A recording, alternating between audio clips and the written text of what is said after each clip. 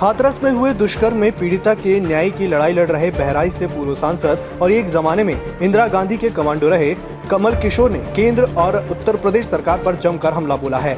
दरअसल कांग्रेस के पूर्व अध्यक्ष राहुल गांधी और महासचिव प्रियंका गांधी कुछ दिनों पहले पीड़िता के परिवार से मिलने हाथरस जा रहे थे। इस दौरान पूर्व कमांडो कमल किशोर उनके साथ थे। कमल किशोर ने ईएमएस टीवी से चर्चा करते हुए कहा कि पीड़िता के लिए न्याय की गुहार लगाने पर उत्तर प्रदेश पुलिस ने मुझ पर बर्बरतापूर्ण लाठी बरसाई।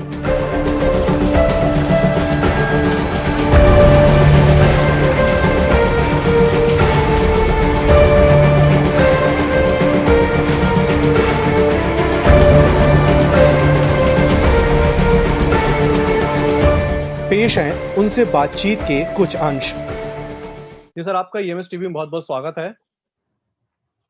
धन्यवाद सर, सबसे पहले यहाँ पे मैं जानना चाहूंगा कि जिस तरीके से आप ईएमएस टीवी से जुड़े हैं, आपसे बातचीत की जा रही है, तो हमारे साथ मौजूद हैं पूर्व सांसद हैं बहराइच से, कांग्रेस के वरिष्ठ नेता हैं कमल किशोर जी।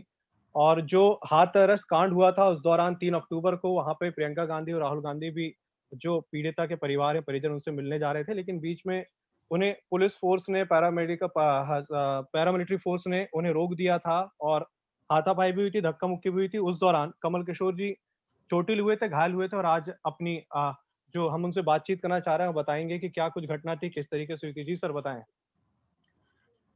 उस दिन की घटना मैं आपसे बताना चाहता हूं कि जैसे ही हम लोग मूव किए और डीएनडी से पहले पहुंचे, 2 बैरियर लगा था, नंबर 1 नंबर 2।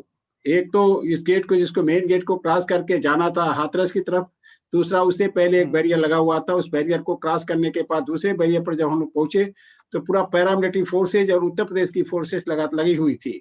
इतनी फोर्सेज थी कि ऐसा लग रहा था कि वहां हिंदुस्तान और पाकिस्तान की लड़ाई होने जा रही है। क्योंकि मैं फोर्स का खुद का नुमाइंदा हूँ, चाहे एनएसजी हो चाहे इंडियन आर्मी में हो, मैं सर्विस किया हुआ हूँ। तो मुझे देख के ऐसा लगा कि शायद यहाँ हिंदुस्तान और पाकिस्तान का कोई लड़ाई होने जा रहा है। वहां पर घटना ये घटी कि जैसे ही राहुल गांधी जी और प्रियंका गांधी जी की गाड़ी को क्रॉस करके हाथरस के लिए मूव करना था, हम लोग बिल्कुल उनके नजदीक चल रहे थे। चलते चलते पुलिस ने एक साथ ही अटैक किया और उस अटैक में तमाम कांग्रेस के कार्यकर्ता मारे गए और गिरे, घायल हुए।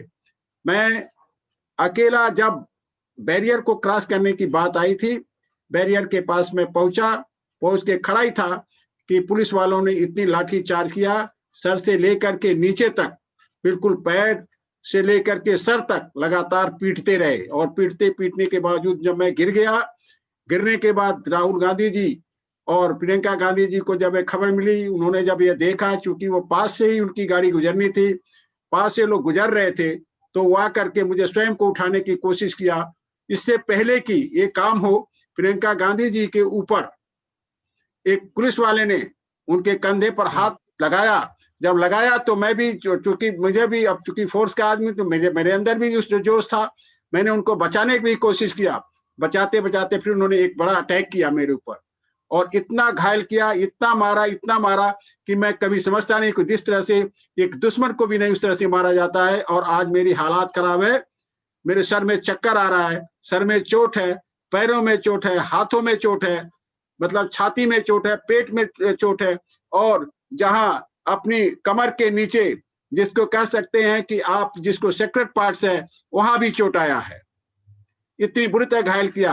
घायल होने के बाद फिर प्रियंका गांधी जी गाड़ी से उतरी हैं और मुझे राहुल गांधी जी, दोनों भाई बहन, लेकर के आगे की तरफ बढ़े हैं और स्वयं अपनी गाड़ी में उन्होंने बैठाया। मुझे पता नहीं लगा कि हो क्या रहा है। तमाम सारी सीन देखने के बाद यह स्पष्ट हुआ कि उन लोगों ने बेरहमी से मुझे मारा है और पीटा है, और जानबूझ के मारा और पीटा। यह देश का बड़ा भारी अपमान है। मुझे ऐसा लगता है कि उत्तर प्रदेश ही नहीं, इस देश की सरकार बिल्कुल उस हाथरस कांड, जिस मनीषा, उस बेटी के चक्कर में पूरा उत्तर प्रदेश ही नहीं, पूरा हिंदुस्तान परेशान है, पूरा देश परेशान है। अपनी सारी गलतियों को छिपाने के लिए इस तरह से वो लोग कांग्रेस कार्यकर्ताओं के साथ व्यवहार करना शुरू किया। मैं आगे भी आपको बताना चाहता हूं। जी, मैं यहाँ पे ये जानना चाहूंगा आपसे कि एक प्रकार से आप वहाँ पे संवेदना व्यक्त करने जा रहे थे, मिलने जा रहे थे पीड़ित परिजनों से, तो ऐसा क्या होगा एकदम से पुलिस को यहाँ पे पैरामिलिट्री फोर्स बुलानी पड़ी, विरोध करना पड़ा, आप काफी चोटिल हुए? देखिए, बिल्कुल मैं ये कहूंगा आपको कि इस देश में अभी कभी भी ऐसा नहीं होता था। हर राजनीतिक आदमी अपने तरह से, अपने ढंग से अपना धरना प्रदर्शन करता रहा है। ये आज की बात नहीं, पहले की बात है। लेकिन जिस तरह से गुंडागर्दी चरम सीमा तक उस दिन पहुंची, मैं आपको इस पर स्पष्ट करना चाहता हूं कि कभी ऐसा हो नहीं सकता हिंदुस्तान में। मुझे ऐसा लगा कि हिंदुस्तान और पाकिस्तान की लड़ाई होने जा रही है, या चाइना और हिंदुस्तान की लड़ाई की शुरुआत होने जा रही है।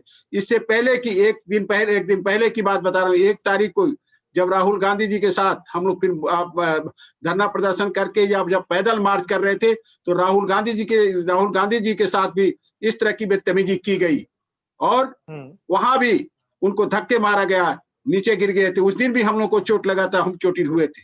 ये बिल्कुल शान और स्वाभिमान के खिलाफ ये लोग काम करना शुरू कर दिए इस देश में।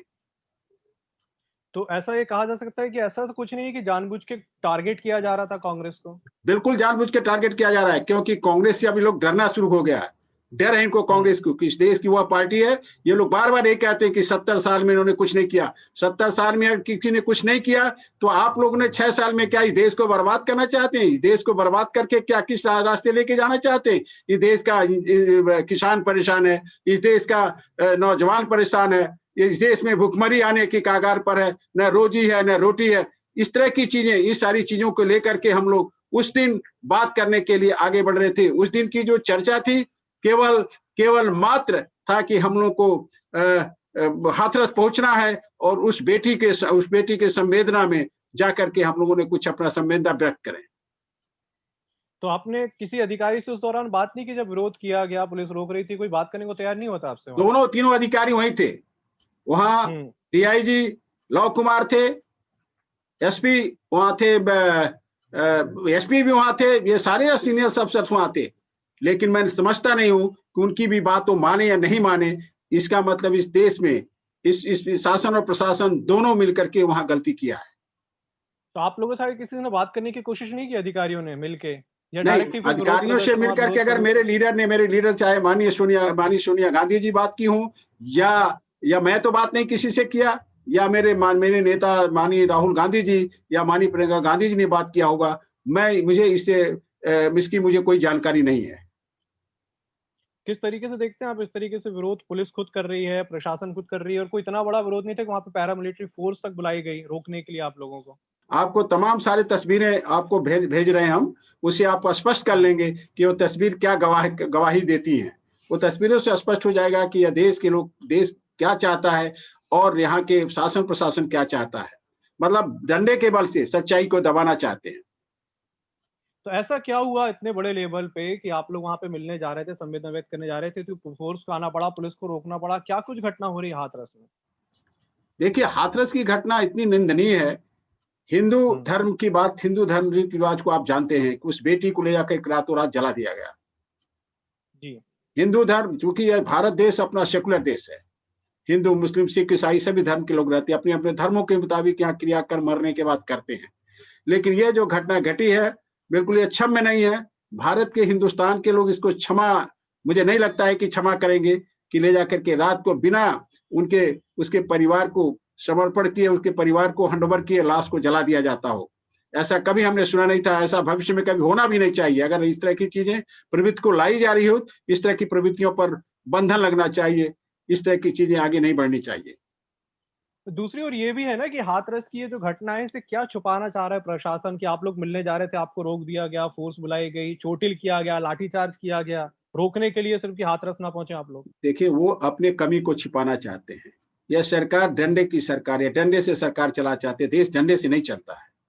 क्योंकि मैं तो एक फोर्स का आदमी हूँ, एक फोर्स का सिपाही हूँ। मैं जानता हूँ कि डिसिप्लिन में रह करके कोई काम किया जा सकता है। देश का हर व्यक्ति डिसिप्लिन में रह करके काम करे। वो डिसिप्लिन बिल्कुल हिंदुस्तान की डिसिप्लिन खत्म हो चुकी है। मैं उस दिन से देखा, इससे पहले भी तमाम घटनाएं घटी हुई, तमाम धरना प्रदर्शन हुए हैं, लेकिन इस तरह का कभी व्यवहार नहीं हुआ है जो व्यवहार उस दिन किया गया है।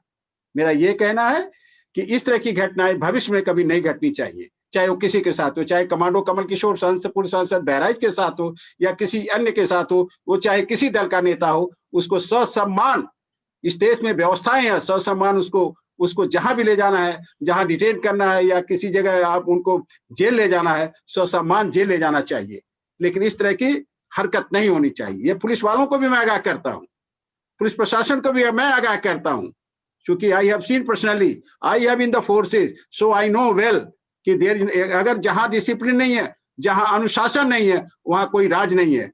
किसी प्रकार का राज, जंगल राज हो जाएगा, और वो जंगल राज, ये देश में जंगल राज होने की तैयारी हो रही है। जी कमल किशोर जी, हमसे बात करने के लिए बहुत-बहुत धन्यवाद। हमारे साथ मौजूद थे पूर्व सांसद कमल किशोर जी और कांग्रेस के वरिष्ठ नेता हैं, और उन्होंने बताया कि किस तरीके से एक प्रकार से यूपी प्रशासन कांग्रेस को टारगेट कर रहा था, और उस दिन की जो हाथरस में घटना हुई जहां पे कांग्रेसियों को रोका गया, और एक प्रकार से ये टारगेट किया जा रहा है कांग्रेस पे और सच्चाई दबाने की कोशिश की जा रही है। जी सर, हमसे बात करने के लिए बहुत-बहुत धन्यवाद। नमस्कार, धन्यवाद।